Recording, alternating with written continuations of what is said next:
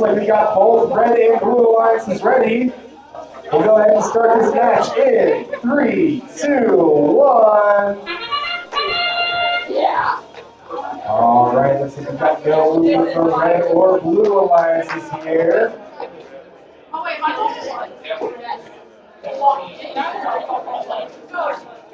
On the red alliance side, we have teams 15604 and 15400.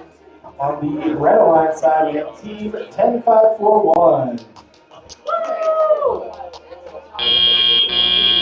And as we enter into the teleoperating period, 3, 2, 1. we have movement from both red and blue alliances.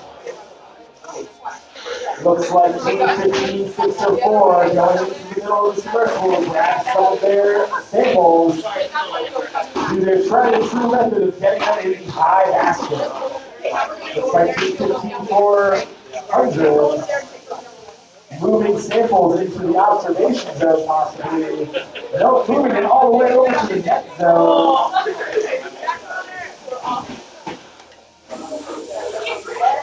Team Duckasaurus Rex doing some stiff donuts on the field.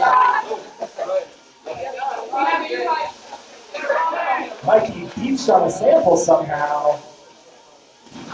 Not sure how that could have gotten under. 10 seconds, no, sorry.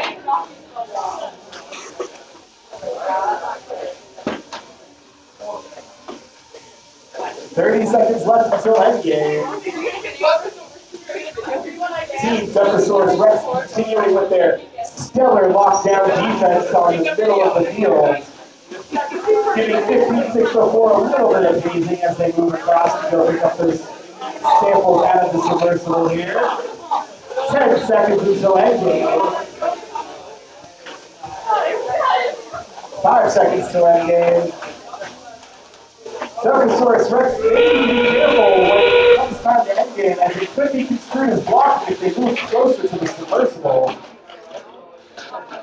Looks like Team 15400 might be going to grab another sample or parking for endgame. 15 seconds left.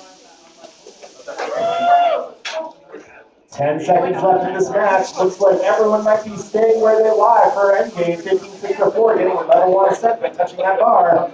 Team 15400 in the observation zone for their part.